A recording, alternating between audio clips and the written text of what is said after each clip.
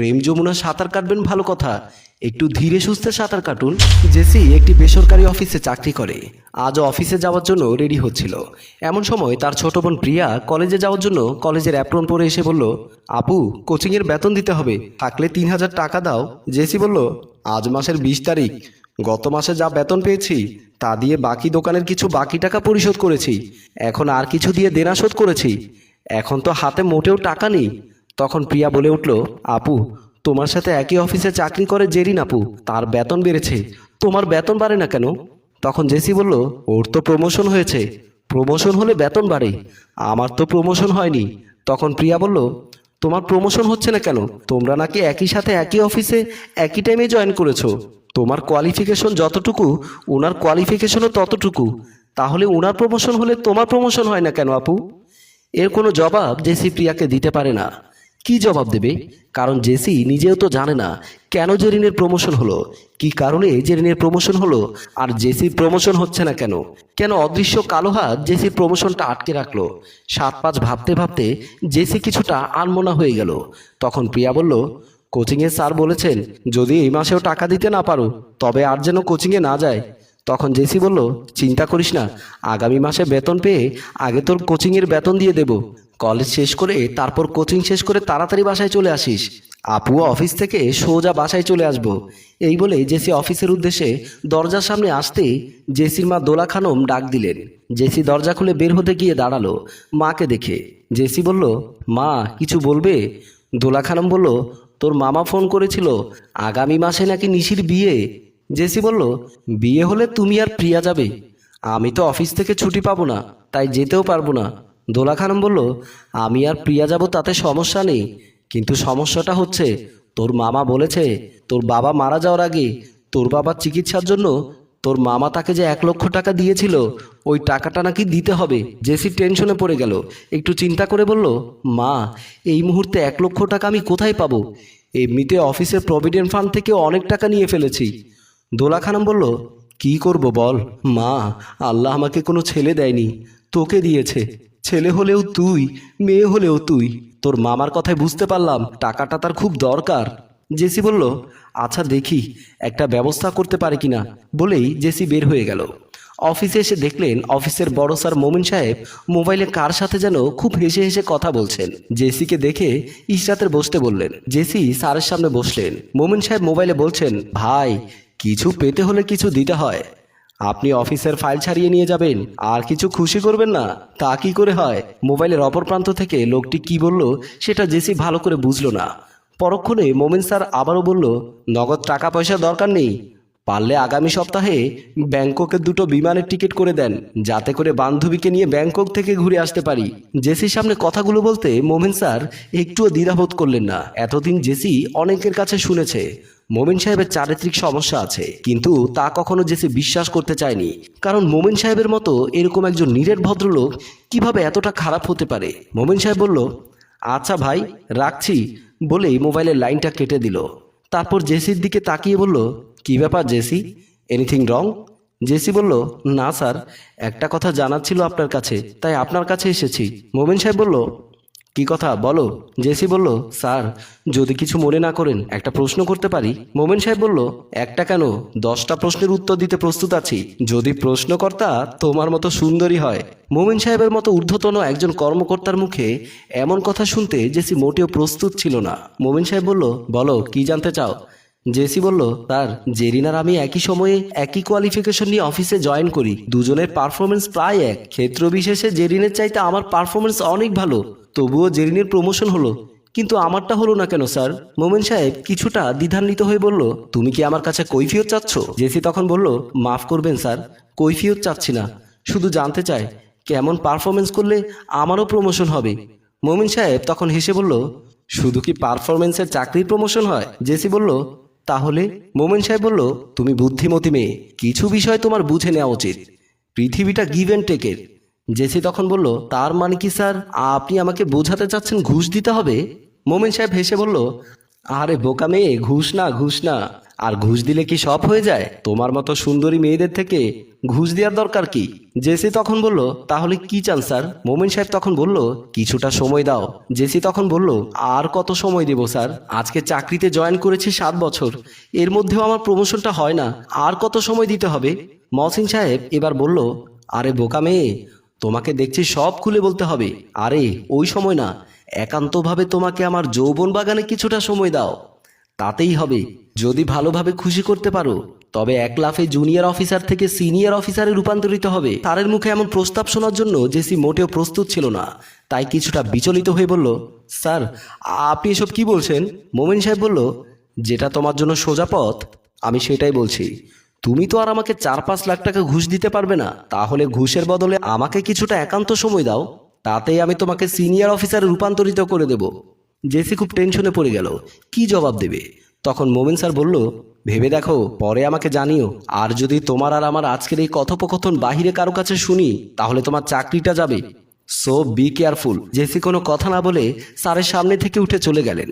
রাতে জেসি আর প্রিয়া একই খাটে শুয়ে আছেন। জেসির চোখে ঘুম নেই। জেসি শুয়ে শুয়ে বড় স্যারের দেওয়া প্রস্তাবটা ভাবছেন, কি করবেন এখন? 4 থেকে 5 লাখ টাকা কোথায় পাবেন? ঘুষ না দিলে প্রমোশন হবে না, প্রমোশন না হলে বেতন বাড়বে না, বেতন না বাড়লে ছোট বোনটাকে মানুষ করতে পারবে না, এদিকে গ্রামের বাড়িতে মামার জন্য টাকা পাঠাতে হবে। জেসি কি করবে কিছুই বুঝে উঠতে পারছে না। পৃথিবীর সব টেনশন যেন আজ জেসির মাথায় বাসা বেঁধেছে। পাশে শুয়ে থাকা প্রিয়া হঠাৎ ঘুম ভাঙতেই বলল, আপু তুমি এখনো ঘুমাওনি? জেসি বলল, না রে, ঘুম আসছে না। কাল তোমার অফিস নেই? জেসি বলল, অফিস তো আছে। প্রিয়া বলল, এখন যদি না ঘুমাও তাহলে কাল সকালে অফিসে যাবে কিভাবে? জেসি বলল, আমি ঘুমিয়ে পড়বো, তুই এখন ঘুমিয়ে পড়। পরের দিন যথারীতি জেসি অফিসে আসলো। মমিন স্যারের সামনে এসে বসলো। মমিন স্যার জিজ্ঞেস করলো, কি ব্যাপার, কি ভাবছো? জেসি তখন মাথা নিচু করে বলল, স্যার আমি আপনার প্রস্তাবে রাজি, তবে আমার শর্ত একটাই, আমাকে প্রমোশন করিয়ে দিতে হবে। মোমেন স্যার বলল, ওটা কোনো ব্যাপার না, তবে আমারও একটা শর্ত আছে। তখন জেসি বলল, কি শর্ত স্যার? মোমেন স্যার তখন বলল, আমাকে খুশি করতে হবে দুবার, একবার প্রমোশনের আগে, আরেকবার প্রমোশন হয়ে গেলে। জেসি বলল, ওকে স্যার, ডান। মোমেন স্যার তখন বলল, যত তাড়াতাড়ি আমাকে খুশি করবে তত তাড়াতাড়ি তোমার প্রমোশনটা হবে। এবার তুমি ডিসিশন নাও, কখন আমাকে খুশি করবে। জেসি বলল, স্যার আমি যেহেতু আপনার প্রস্তাবে এগ্রি হয়েছি, তাহলে আপনি ইচ্ছে করলে এখনই আমাকে যেখানে খুশি নিয়ে যেতে পারেন, বিনিময়ে আমার প্রমোশনটা তাড়াতাড়ি করেন। মোমেন সাহেব তখন বলল, ওকে বেবি, তাহলে এখনই চলো। বলেই মোমেন সাহেব বসা থেকে উঠলেন। উঠেই জেসির কাঁধে হাত দিয়ে অফিস থেকে বের হয়ে গেলেন। মোমেন সাহেব জেসিকে নিয়ে একটি বাসার সামনে আসলেন। বাসার সামনে এসে কলিং বেল টিপতেই বাসার কেয়ারটেকার সাইফুল বের হলো। দেখলো মোমেন স্যারের সাথে বোরকা পরা একটা মেয়ে। মেয়েটার চোখ ছাড়া আর কিছু দেখা যাচ্ছে না, তবে চোখ দেখে মনে হচ্ছে মেয়েটা খুব সুন্দর হবে। সাইফুল মোমেন সাহেবকে সালাম দিলেন। আসসালামু আলাইকুম স্যার। মোমেন সাহেব সালামের জবাব দিলেন, বললেন, ওয়ালাইকুম আসসালাম। কি ব্যাপার সাইফুল, কেমন আছো তুমি? সাইফুল বলল, আমি তো ভালো আছি, তবে আপনি মেলা দিন পর আসলেন। মোমেন সাহেব বলল, সব সময় কি আসা যায় রে বোকা? মোমেন সাহেব প্রায় সময় কাউকে না কাউকে নিয়ে এই বিল্ডিংয়ে এসে সময় কাটিয়ে যান, যার সাক্ষী সাইফুল। তাই সাইফুল কথা না বাড়িয়ে মোমেন সাহেবকে রুমের চাবিটা দিলেন। চাবিটা হাতে নিয়েই মোমেন সাহেব পকেট থেকে একটা 1000 টাকার নোট বের করে সাইফুলের হাতে দিয়ে বললেন, যাও, আমাদের জন্য কিছু ফ্রুটস এবং 2 লিটার একটা পানির বোতল এনে রুমে দিও, বাকি টাকাটা তুমি রেখে দিও। সাইফুল টাকাটা নিয়ে বের হয়ে গেল। মোমেন সাহেব রুমের ভেতর ঢুকে গেল। জেসি রুমে ঢুকেই রুমের চারপাশটা ভালো করে দেখলো। খুব সুন্দর একটা পরিপাটি সাজানো একটা রুম, অ্যাটাচড বাথরুম আছে। জেসি মনে মনে ভাবতে লাগলো, না জানি রুমে কত মেয়ে সর্বনাশ হয়েছে। মোমেন সাহেব খাটের উপর বসলেন, বলল, কি ব্যাপার জেসি, কি ভাবছো? তাড়াতাড়ি বোরখাটা খুলে ফ্রেশ হয়ে আসো, আমার আবার তোমার সাথে কিছুটা সময় কাটিয়ে বড় স্যারের অফিসে যেতে হবে। কোম্পানির এমডি আমাকে জরুরি তলব করেছেন, তাই তোমাকে বেশিক্ষণ সময় দিতে পারবো না। কথাগুলো বলতে বলতে জেসি বোরখাটা খুলে খাটের মাথায় রাখলেন। বোরকার ভেতরে একটা পাতলা গেঞ্জি আর একটা 3/4 প্যান্ট পরা ছিল, যা দেখে মোমেন সাহেবের চোখ ছানা বড়া হয়ে গেল। এত সুন্দর একটা মেয়ে আমার অফিসে চাকরি করে, অথচ এতদিন আমার ধরাছোঁয়ার বাহিরে ছিল। স্যার আমার শর্ত কি আপনার ভালো করে মনে আছে? মোমেন স্যার বলল, আছে বাবা আছে, এখন বাধা দিও না তো, আগে আমাকে মৌবনে প্রবেশ করতে দাও। জেসি বলল, প্রবেশ তো করবেন স্যার, তবে আমাকে কথা দিন যে আমার ভালো একটা বেতনের ব্যবস্থা করে দেবেন। মোমেন সাহেব তখন বলল, আমি বরাবরই দেখেছি তোমরা মেয়েরা বিশেষ মুহূর্তে দাবি আদায় করতে সিদ্ধহস্ত। জেসি তখন বলল, বিশেষ মুহূর্তেই তো বিশেষ সব আদায় করতে হয় স্যার। আগে বলুন আমার প্রমোশনটা কখন করিয়ে দেবেন? মোমিন স্যার তখন বলল, আমি আজকে যেহেতু এমডি স্যারের অফিসে যাচ্ছি, ওখান থেকে তোমার প্রমোশনটা করিয়ে আনবো। কালকের মধ্যে তোমার প্রমোশন হয়ে যাবে।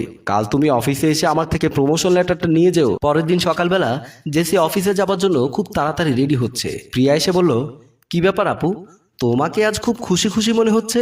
তখন জেসি বলল, জানিস প্রিয়া, আজ আমার প্রমোশন হবে। প্রিয়া বলল, কি ব্যাপার আপু, আমি গতকালকে বলতে না বলতে আজকে তুমি প্রমোশন পেয়ে যাচ্ছ? জেসি তখন বলল, সব কিছু তো হয় হঠাৎ করে। দোয়া করিস এবার আমার স্বপ্ন পূরণ হবে, তোকে মানুষের মতো মানুষ করব। আমি তোর সাথে বেশি কথা বলতে পারছি না, আমি অফিসে গেলাম। বলেই জেসি অফিসের উদ্দেশ্যে চলে গেল। ড্রয়িং রুমে আসতেই জেসির মা দোলা খানম বলল, কি রে মা, তোর মামার কথা কি তোর মনে আছে? টাকার ব্যবস্থা কি কিছু হলো? জেসি বলল, সব হবে মা, তোমার অত টেনশন করতে হবে না, শুধু দোয়া করো আজ ভালোই ভালোই আমার প্রমোশনটা পেয়ে গেলেই হবে।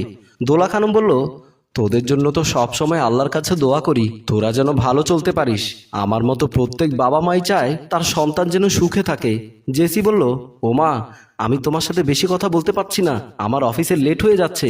বলেই মাকে পায়ে ধরে সালাম করে জেসি বের হয়ে গেল। জেসি তাড়াহুড়ো করে অফিস রুমে ঢুকে দেখলেন অপরিচিত একজন লোক মোমিন স্যারের চেয়ারে বসে আছেন। জেসি লোকটিকে সালাম দিলেন, আসসালামু আলাইকুম। লোকটি বললেন, ওয়ালাইকুম আসসালাম। জেসি বলল, আমাদের মোমিন স্যার কোথায়, আর আপনি কে? মোমিন স্যারের চেয়ারে বসে আছেন। লোকটি বলল, আমার নাম বাহার মজুমদার, আমি এই কোম্পানির এমডি। জেসির সাথে সাথে চোখ বড় করে বলল, স্যার আপনি এই কোম্পানির মালিক? বাহার মজুমদার বলল, জি। জেসি বলল, স্যার আমাদের মোমিন স্যার কোথায়? বাহার মজুমদার বলল, ওনাকে কোম্পানি থেকে বরখাস্ত করা হয়েছে। জেসি বলল, কি বলেন স্যার? বাহার মজুমদার বলল, দুর্নীতির কারণে মোমিন সাহেবকে অত্র কোম্পানি থেকে বরখাস্ত করা হয়েছে, সেই সাথে তোমাকেও এই কোম্পানি থেকে টার্মিনেট করা হলো। কথাগুলো বলেই বাহার মজুমদার জেসির হাতে একটা টার্মিনেট লেটার ধরিয়ে দিলেন। জেসি তখন চিঠিটা হাতে নিয়ে মনে মনে বলল, স্যার চাইলাম প্রমোশন লেটার আর পেলাম টার্মিনেট লেটার। কথাগুলো ভাবতে ভাবতে টেনশনে জেসি সেন্সলেস হয়ে ফ্লোরে পড়ে গেল। বন্ধুরা, কথায় আছে পাপ কখনো বাপকেও ছাড়ে না, তাই সময় থাকতে সাবধান হয়ে যান। আমাদের গল্পটি যদি আপনাদের ভালো লাগে তাহলে লাইক, কমেন্ট ও শেয়ার করে সবাইকে সাবধান করতে সহায়তা করুন। এতক্ষণ ধরে আমাদের গল্পটি দেখার জন্য আপনাকে অসংখ্য ধন্যবাদ।